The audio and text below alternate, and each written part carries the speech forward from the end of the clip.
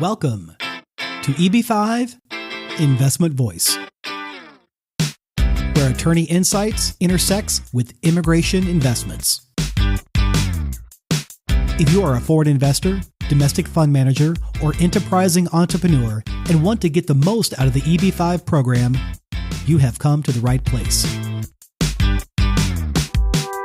I'm Mark Deal, and I'll be your co-host on this journey. I'm joined by your host, Mona Shah, and other attorneys at Mona Shah & Associates, as well as immigration leaders from around the world. So let's get into EB-5 Investment Voice. 2023 is finally here. Last year, we started the year off with Ron Klasko with New Year, New Agenda. This year, I don't think we're going to have New Year, New Agenda. More like New Year, New Frustrations. What do you think, Rebecca? Well, as I told you, Mona, coming into 2023, my favorite emoji has been hitting my head against the wall. Look, we're not trying to make the episode one that's pessimist. We have seen some good things coming through in 2022. We got RIA, regional centers are back in business. But coming in towards the end of 2022, we have seen a bit of frustration with these forms. A bit? Oh, my goodness. All right. So if anybody wants to have a quick catch up on what is going on and what we should expect? Yeah, let's dive into it. Let's start with the forms. What's going on with the forms that have you frustrated so much? Well, going into December, I think the entire EB-5 community in 2022 we had conversations about regional center redesignation versus designation and compliance, which all had to be done by December 29th. I killed our December, I can tell you. It's not that we don't do compliance every year. I mean, for the last 5, 6, 7 years, whenever the forms first came out, we've been doing compliance. And we've been having the same frustrations with regional centers who leave everything to the last minute.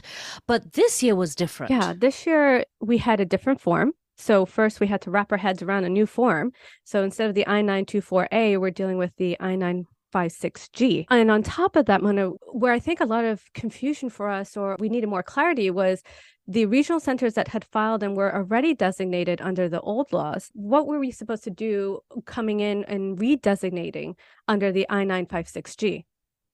It was a real headache. And I can tell you that as there was no guidance from USCIS, we had all the EB-5 attorneys who actually do compliance.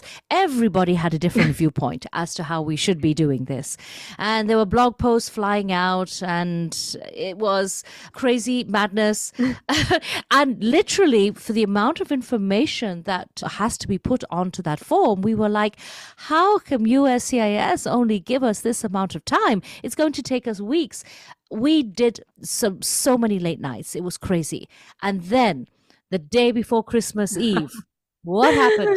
Well, they did announce that they were going to extend. So us as attorneys thought USCIS was taking pity on us, thought we could enjoy our holidays. You get to go home and take an extra lump of coal, huh? Well, I actually have to say, it was like, but why did you take so long? I know. I could have enjoyed a few more days, but it was nice to have the 2 weeks to think that we didn't have to rush these cases out. But then, Mona, coming into 2023, the first day back in the office, what did we get? Oh, yeah. It was not pity on us at all because they wanted to have a major fee hike. And these forms are part of that fee hike. Yeah, so it made us think that maybe they decided to extend the deadline for the compliance and redesignation so that they can charge these extra fees, because there has been no date set yet either since December 23rd on when these forms will be due. So, Mark, you're going to hear a lot about this year. Although, quite honestly, the hike in filing fees was on the agenda for some time as far as Congress was concerned, but nobody expected the kind of fee hike which was proposed. Yeah, especially I understand we're in EB-5, but these were a bit outrageous. Just to be clear, they're proposed right now, correct? Yes, so there's going to be some time frame, but it looks like it's definitely happening. But when are these going to go into effect? Oh, we don't know yet because there is a notice period and there was a 60-day comment period. Mm-hmm. But I can tell you that newspapers in different parts of the world were playing as if this was happening. And the consequence of that was that clients that we're working with all came rushing to us and said, file my case before the fee hike. And well, I could see that. In fact, let's get into it. What's the sticker shock. It's a significant increase, right? Oh, yeah. So when we first started doing I-526s, it was, what was it, Rebecca? 1,500. 1,500? Then it jumped a few years ago to 3,675. And now the proposed new fee is 11,160. Yeah. Oh my God. So from 3,000-ish to 11,000-ish. Yeah. For the mathematicians, it's a 204% jump. Yes. So investors, you're going to see a tremendous increase in the I-526 filing fees. But I think, Mona, the one that I think was a stickler for everyone was the fee increase for the I-956 and the I-956F. Yes. Yeah. Taking it to the regional centers, huh? Right. So the 956F, and so originally when I first started, Mark, there was no fee to be paid for putting a new regional center up. Then they brought in the early fee, and that was, I think, was 6,000 or 6 or 7,000. Then it got hiked up. That was another time when we had a lot of filings. Back in 2017, it was hiked up to 17,795, which is, it's silly. Just say 18,000. It's USCIS. Why are you doing all of these silly figures? I don't get it. It makes life so difficult. I wonder how many government employees it takes to calculate what these fees should be down to the dollar or in penny amount. Vice just rounding and say, let's go. Oh, wait. You didn't hear the good part of this. 17,795 is what the current fee is for anybody who wants to put a regional center up, or they're making a change or something of that nature. Here, just wait for it. The proposed new fee is 47,695. Almost 48,000. Yeah. So almost 50 grand. So somebody who wants to help investors as well as American jobs, now they're getting hit with a $50,000 bill. Yeah. Well, that's not the only fee.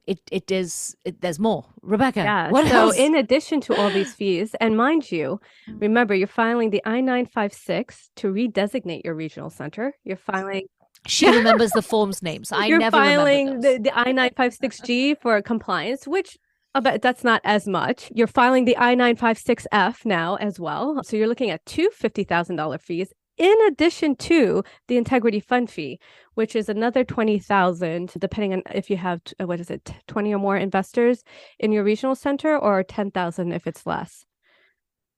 Yeah, but if I was an investor listening to this show, I would be saying, well, I don't care. That's the regional center. And quite frankly, we need all of these fees there so that everything is run so much more efficiently, because I'm tired of hearing that USCIS isn't doing its job properly because they don't have money. So Well, we thought we would dissect this a little and see how really is this affecting everyone. yeah. So Well, first off, let me guess. With all this money, that means the regional center can claim a job creation in USCIS? wow. Or else they all have a new wardrobe. I Yeah, digress. no, but it's they keep increasing the fees, and we haven't seen, for us on our end on EB-5, we haven't seen faster adjudication times. Yeah. So Yeah, with the 200+% increase in fees, we're not getting half the processing times? We don't know. Well, technically, under the new law, they are supposed to reduce the processing times down to under a year, 200 and something days. So we have yet to see that. But we did throw out a blog post. And when Rebecca was editing and putting her part in the blog post, she immediately put down these questions. There are so many questions, I think. It's almost to the fact that, where are these fees being paid for? How did USCIS come up with these fees, right? You can't just come up with a number without telling us where they got these fees. And then going back to those regional centers that have already been designated, it's a bit unfair for them to have to pay this amount of fees. Like, there are some regional centers that already paid the 18,000 to get designated. Now you're having to pay another 50,000 to get redesignated. And then on top of that, am I supposed to pay a $50,000 fee for just a small change to the regional center? Let's say, for instance, you have to change the name or the ownership structure. There's just so many unanswered questions. And I think USCIS did see this and why they've extended the deadline for the forms, but these will all need to get clarified. Yeah, and they're trying to do this the right way, finally, by giving us this notice and comment period. They had a listening session, which I don't know why they bother. They just listen to all of us complaining and then ignore all of the complaints. It happens every time. But it was humbling when that listening session was on because it brought out other areas and attorneys from other areas. And we realized, we often get very self-centered that it's all about EB-5 and look how much we're paying. But no, there are other areas where really they cannot afford. But the hike for EB-5 really is too much. Well, I think the argument there, Mona, was that we EB-5 industry, from the investors to developers to the regional center, are paying such high fees, but we're not seeing the adjudication from our end, right? Most of these adjudicators are being used for other parts of immigration, but it's a very small percentage that's adjudicating EB-5 petitions. Right. It looks like we have to lobby. And then the other thing which we really wanted to figure out is really let's say these fees go into effect and we can't bring them down, for argument's sake, who is then affected? Because the investor doesn't seem to be affected because it's the developer who pays it. Is that actually true? I know we were having this conversation earlier. One, investors also have to understand they are getting an increase in the form fees. So they will be paying that $11,160 versus $3,675. But at the same time, these could also get into where the regional center could maybe hike up the admin fees to pay for these additional costs. So absolutely. I see that. I see that the days of low admin fees are gone. I think regional centers have to charge an admin fee. I also think, unless the agents take a cut, and I can't see that happening, but it is going to affect the agents for sure. Yes, I see that happening as well, especially, and we're going to get into this, I know, some more, but especially with the I-956K, where agents now have to put every agent into the PPM or who's getting paid what. I told you she remembered all the numbers. Wow. I don't know how. The agents. Yeah. We will go into that because we actually did chat about that in one of our earlier podcasts, but there's been more developments. Yeah. The K forms, do the K forms have a fee, Rebecca? No. So they do not have a fee. They will go along with the I-956F. I'm shocked. USCIS actually missed an opportunity to make some money?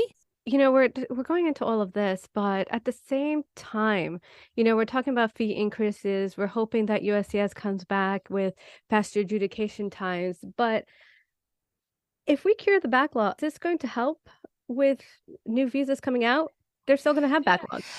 Yeah, well, it's going to be at least, if it does clear the backlog, we're hit right now with these crazy backlogs and processing times. And 3 years people have been waiting, 4 years. And I know we've been through a lot. We've been through COVID, and we're getting an idea of how archaic USCIS is running through the AAO system, which we'll get to in a second.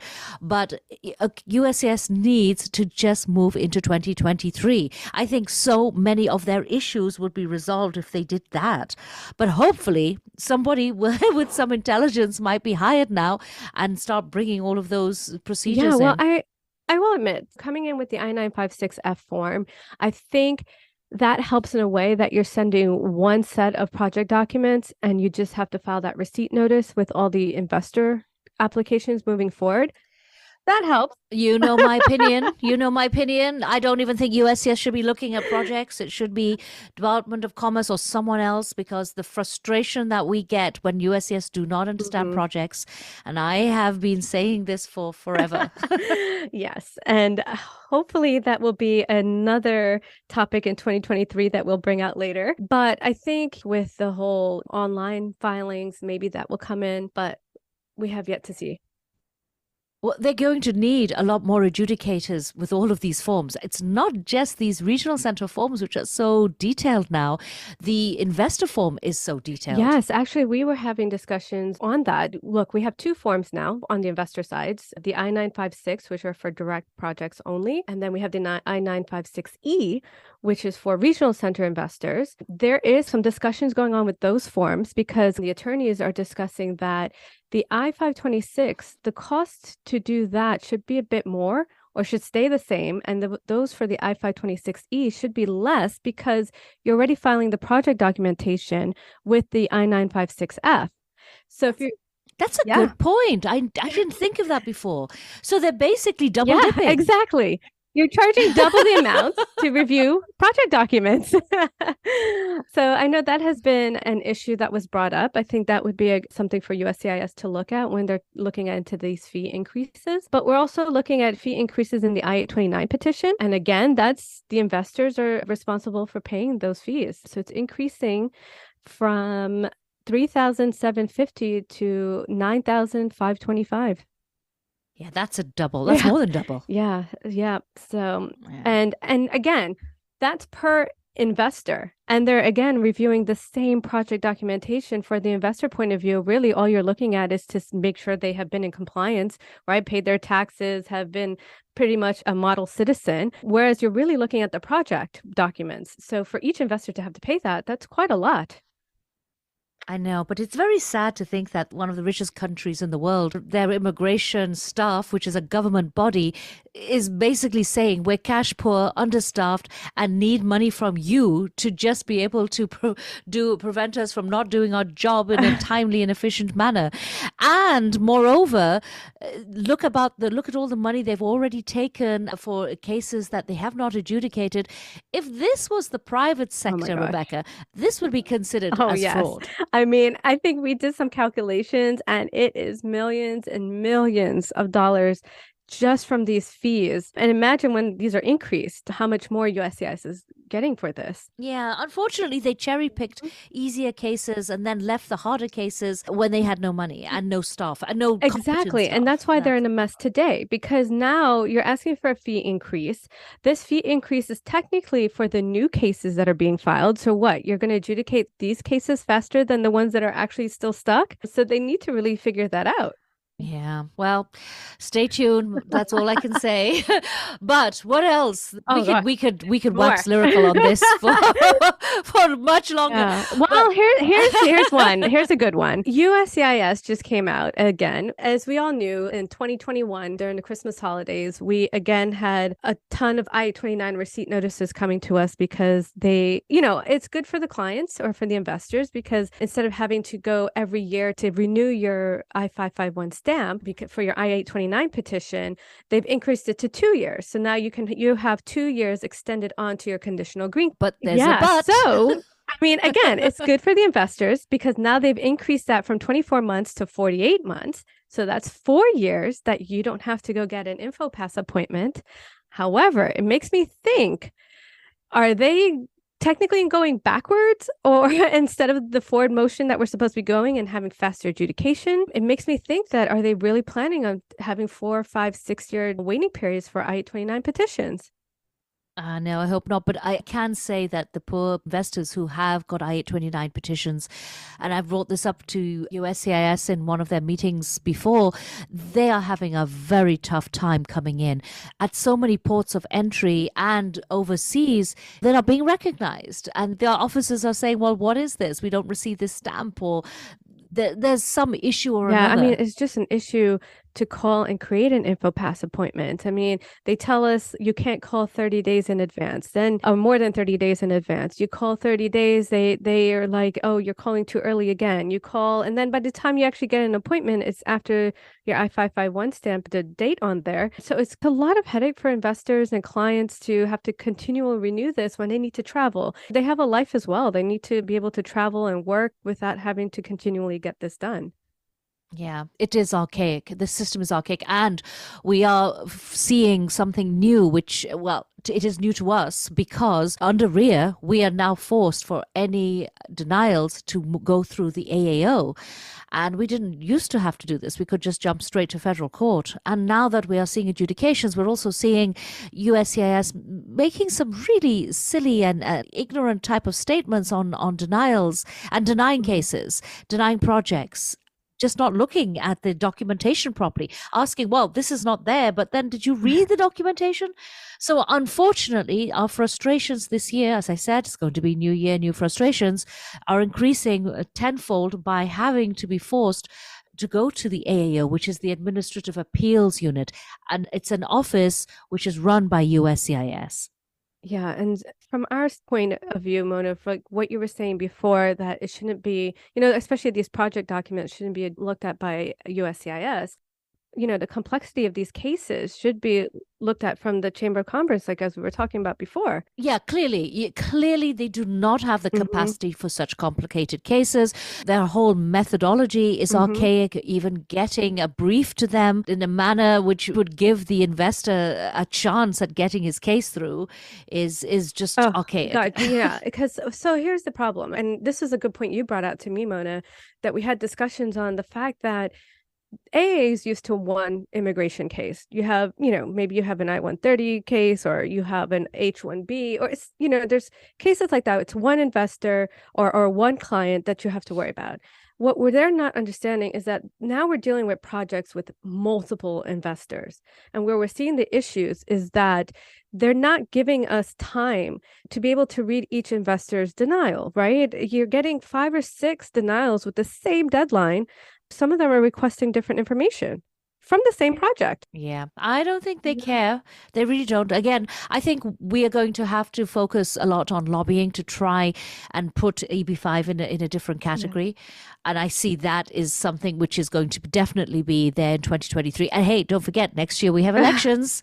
So the lobbying there's going to be an uptick for sure. Yeah, but where do we see that going, Mona, in EB-5?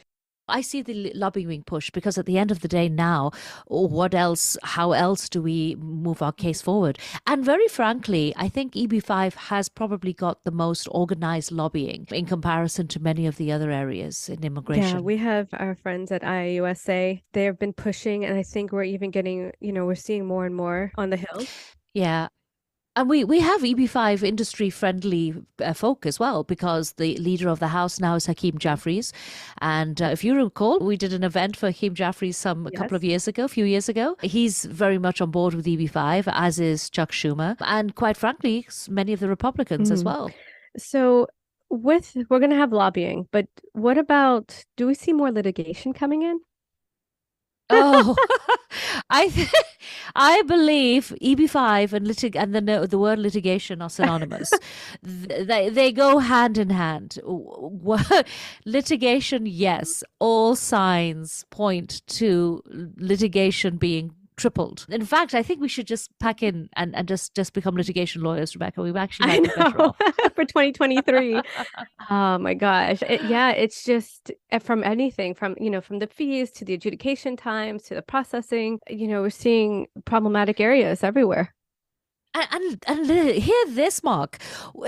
This is the most amazing thing. So in a case where there is a group of people who are fighting for what's called writ of mandamus to try and have their cases adjudicated faster, and this is for an I-829, USCIS actually come out and admit that they've lost the documentation, and it's in an area that they have nobody can even go. It was misplaced in one of their storage, and now when somebody goes back to try and pick out the storage documents, they can't find them.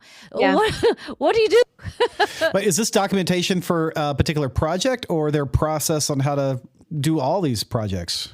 Well, the way the I-829 works, we have to put a lot of project material in there. You remember, EB-5 is very document heavy. Yes. Yeah. And imagine thousands and thousands of pages for each investor, and then all of this is just sitting in a storage facility. But luckily, you have these online systems where you can just upload hundreds and thousands in just one click, right?